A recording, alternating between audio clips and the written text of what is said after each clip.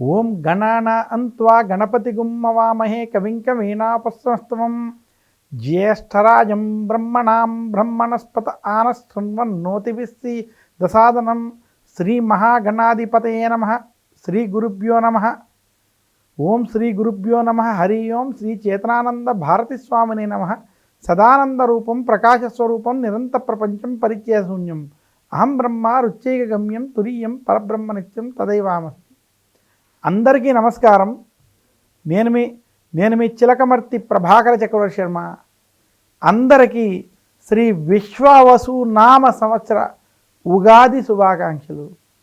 శ్రీ విశ్వవసు నామ సంవత్సర ఉగాది సందర్భంగా మనం ఉగాది అంటే ఏమిటి, ఉగాది వైశిష్ట్యం ఏమిటి, ఈ విశ్వవసు నామ సంవత్సరం అంటే ఏంటి, ఈ విశ్వవసు నామ సంవత్సరంలో మనకి రాజాది నవనాయకుల ఫలితాలు ఏ విధంగా ఉన్నాయి, మన రాష్ట్ర పరిస్థితి, దేశం పరిస్థితి, ప్రపంచ పరిస్థితి ఎలా ఉన్నాయి అనేటువంటి విషయాలు, అలాగే 12 రాశులకు సంబంధించినటువంటి మేషరాశి నుండి మీనరాశి వరకు ఉన్నటువంటి 12 రాశులకు సంబంధించినటువంటి ఉగాది పంచాంగ శ్రవణ కార్యక్రమాన్ని మనం చేసుకుందాం.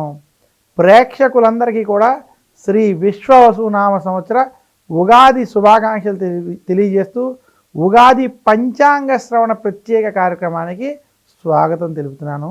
నేను మీ చిలకమర్తి ప్రభాకర చక్రవర్తి శర్మ. ముందుగా ఉగాది అంటే ఏమిటి? ఉగాది అనగా యుగమునకు ఆది యుగాది. ఈ యుగాది కాస్త వాడుక భాషలో మనకి ఉగాది అయిందని మనకి పెద్దలు తెలియజేశారు. అసలు ఉగాది ఎలా ఏర్పడిందంటే ప్రతి యుగమునకు ప్రారంభ సమయం ఒకటి మన యొక్క సనాతన ధర్మంలో పురాణాల్లో స్పష్టంగా తెలియజేశాయి. అలాంటిది ఈ కలియుగం ఏదైతే ఉన్నదో ఈ యుగ ప్రారంభం జరిగినటువంటి రోజు చైత్రమాస శుక్లపక్ష పాడ్యమి తిథి రోజు. ఈరోజే మనకి యుగము ప్రారంభమైందని, ఇలా ప్రారంభమైనటువంటి యుగాది కాబట్టే రాబోయే రోజుల్లో ఉగాదిగా మారిందని మనకి తెలియజేయబడింది. అయితే ఉగాది రోజు ఏ వ్యక్తి అయినా ఏమి చేయాలి, ఏం ఆచరించాలి అంటే ఉగాది రోజు ఇంటిని శుభ్రంగా ఉంచుకోవాలి. ఇంటికి మామిడి తోరణాలు వంటివి కట్టాలి. ఈరోజు తైలాభ్యంగన స్నానం, తలస్నానం, నువ్వుల నూనెను ఒంటికి పెట్టుకుని తైలాభ్యంగన స్నానం చేయాలి.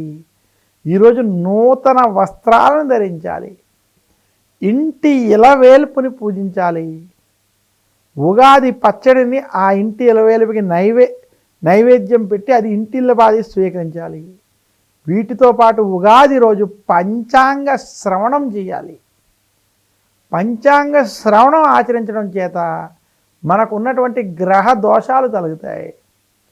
పంచాంగ శ్రవణంలో దాగి ఉన్నటువంటి రహస్యం, ఈ ప్రపంచం, ఈ సృష్టి ఎలా ఉండబోతోంది, ఎలాంటి పంటలు పండితే పంటల కోసం ఈ సంవత్సరం మనం ప్రయత్నం చేస్తే శుభ ఫలితాలు కలుగుతాయి, ఏ రాశులకి బాగున్నా ఏ రాశులకి బాగోలేదు, ఇంటిలో నలుగురు ఉంటే ఎవరికి బాగుంది ఎవరికి బాగోలేదు, బాగున్న వారిని మనం అనుసరించాలి, బాగోలేనటువంటి వారిని జాగ్రత్తగా చూసుకోవాలనేటువంటి అనేక విషయాలు దీంతో ముడిపడి ఉన్నాయి. ఈ రకంగా మనం సంవత్సరం ప్రారంభమైనటువంటి రోజు ఇవన్నీ తెలుసుకుని మనం ప్రణాళికబద్ధంగా ముందుకు వెళ్ళేటువంటి నియమాన్ని మన పెద్దలు మనకు అందజేశారు. ఈ రకంగా ప్రణాళికబద్ధంగా ఎవరైతే ఉగాది రోజు గనక పంచాంగ శ్రవణం చేసి వారి జీవితాన్ని కొనసాగిస్తారో వారికి శుభాలు కలుగుతాయి, గ్రహ దోషాలు కలుగుతాయి, తొలగిపోతాయి, శుభాలు కలుగుతాయి, అంత శుభ ఫలితాలు ఉంటాయని మన సనాతన ధర్మం, హిందూ ధర్మం, మన యొక్క శాస్త్రాలు తెలియజేస్తాయి. ఇక ఉగాది రోజు ముఖ్యమైనది పంచాంగ శ్రవణం. ఆ పంచాంగ శ్రవణంలో నవనాయక ఫలితాలు మనం చూద్దాం. ఉగాది పంచాంగ శ్రవణంలో భాగంగా నవనాయక ఫలితాలు ఈ రకంగా ఉన్నాయి. చిలకమర్తి పంచాంగ రీత్యా దృక్ సిద్ధాంత పంచాంగ గణితం ఆధారంగా మనం ఈ సంవత్సరం నవనాయక ఫలితాలు మనం చూద్దాం. ఈ సంవత్సరం చైత్రమాస శుక్లపక్ష పాడ్యమి తిథి ఆదివారం రావడం చేత, ఉగాది ఆదివారం అవడం చేత ఈ సంవత్సరాధిపతి సూర్యుడయ్యాడు.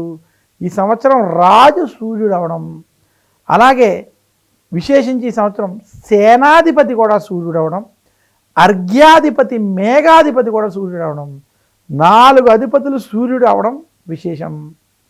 అలాగే ఈ సంవత్సరం మంత్రి చంద్రుడు, అలాగే కుజుడు వచ్చి ఈ సంవత్సరం ధాన్యాధిపతి, బుధుడు నీరసాధిపతి, గురుడు వచ్చి సస్యాధిపతి, శని రసాధిపతి. నవనాయకులలో 6 శుభులుగా, 6 పాపులుగా, 3 శుభులుగా ఉండడం చేత పాపాధిపత్యం ఈ సంవత్సరం ఎక్కువగా ఉంది. అందువల్ల చిలకమర్తి పంచాంగరీత్యా దృక్ సిద్ధాంత పంచాంగణితం ఆధారంగా ఈ రకమైనటువంటి ఫలితాలు, నవనాయక ఫలితాలు ఉండబోతున్నాయి. ఈ సంవత్సరం రాజు సూర్యుడు అవడం, సేనాధిపతి సూర్యుడు అవడం, మంత్రి చంద్రుడు అవడం చేత ఎవరైతే భారతదేశంలో కావచ్చు, ఎవరైతే మన రాష్ట్రాల్లో పరిపాలిస్తున్నారో వారికి లేనిపోని సమస్యలు కొంత ఇరకాటం, ఇబ్బందులు పెట్టేటువంటి పరిస్థితి ఉంది. అక్కర్లేని కొన్ని అనుకోని సమస్యలు ప్రభుత్వాల్ని ఇబ్బందిన ఇరకాటన పెడతాయి. అలాగే ఎవరైతే పరిపాలిస్తున్నారో వారికి వైరి వర్గంతో అనేక సమస్యలు ఉంటాయి. ఎవరైతే అన్యాయం వంటివి చేస్తున్నారో, ఎవరైతే దొంగతనాలు, దొంగ పనులు వంటివి చేశారో, ప్రతిపక్షంలో ఉన్నటువంటి అనేక ప్రముఖ నాయకులు జైళ్ళు పాలయ్యేటువంటి స్థితి ఏర్పడుతుంది. ఇంకా సేనాధిపతి కూడా సూర్యుడు అవడం చేత ప్రపంచవ్యాప్తంగా యుద్ధాలు ఆపడం కోసం ఏవైతే శాంతి ప్రయత్నాలు జరుగుతున్నాయో అవి సఫలం కావు. యుద్ధాలు అనేవి ఈ సంవత్సరం కొనసాగుతాయి. రాజు, సేనాధిపతి, విశేషించి అర్ఘ్యాధిపతి, మేఘాధిపతి కూడా సూర్యుడు అవడం చేత, మనకి చంద్రుడు మంత్రి అవడం చేత యుద్ధాల కోసం, ఆపడం కోసం చేసేటువంటి ప్రయత్నాలు సఫలీకృతం అవ్వలేకపోవడం, పశ్చిమ దేశాలలో అనిశ్చితి ఏర్పడడం, అనేక చోట్ల ఇబ్బందులకరమైనటువంటి వాతావరణాలు ఉండడం, ముఖ్యంగా భారతదేశానికి తూర్పు ఈశాన్య ప్రాంతాల్లో కూడా యుద్ధ భయాలు కలిగి ఉండేటువంటి స్థితి కనబడుతుంది. ఇంకా భారతదేశానికి, తెలుగు రాష్ట్రానికి చూసుకుంటే ఈ సంవత్సరం శ్రీ విశ్వవసునామ సంవత్సరంలో అభివృద్ధి పదంలోకి వస్తారు. అసలు విశ్వవసు అంటే ధనము సమృద్ధిగా కలిగిన సంవత్సరాన్ని విశ్వవసునామ సంవత్సరం అన్నారు.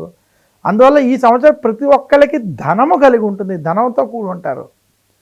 అయితే ఈ యుద్ధ వాతావరణాలు, భయాలు మాత్రం కొంత ఇబ్బంది పెడతాయి. ఈ సంవత్సరం స్టాక్ మార్కెట్లు వంటివి కొంచెం ఇబ్బంది పడేటువంటి స్థితి ఉన్నది. అలాగే అనేక చోట్ల పశ్చిమ దేశాల్లో ఉద్యోగం చేసే వాళ్ళకి ఉద్యోగ భయాలు, ఇబ్బందులు కూడా కలుగుతాయి. బంగారం, వెండి వంటి ధరలు ఖచ్చితంగా ఈ సంవత్సరం పెరగబోతున్నాయి. బంగారం, వెండికి రేట్లు బాగా పెరిగేటువంటి స్థితి ఈ సంవత్సరం కనపడుతుంది.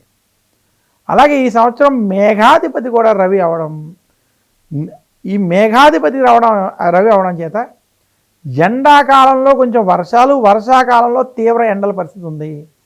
అలాగే ఈ సంవత్సరం ఉష్ణోగ్రతలు కూడా తీవ్ర స్థాయిలోకి వెళ్ళబోతున్నాయి. తమిళనాడు, కేరళ, అలాగే ఉత్తర భారతంలోని హిమాచల్ ప్రదేశ్, ఉత్తరాఖండ్, ఈశాన్య భాగంలో ఉన్నటువంటి అస్సాం వంటి ప్రాంతాలలో వరద బీభత్సాలు వంటివి కూడా ఈ సంవత్సరం సెప్టెంబర్, అక్టోబర్, నవంబర్, డిసెంబర్ ప్రాంతంలో కొండ ప్రాంతాల్లో వరదలతోటి ఇబ్బందులు కలిగేటువంటి స్థితి స్పష్టంగా కనబడుతుంది.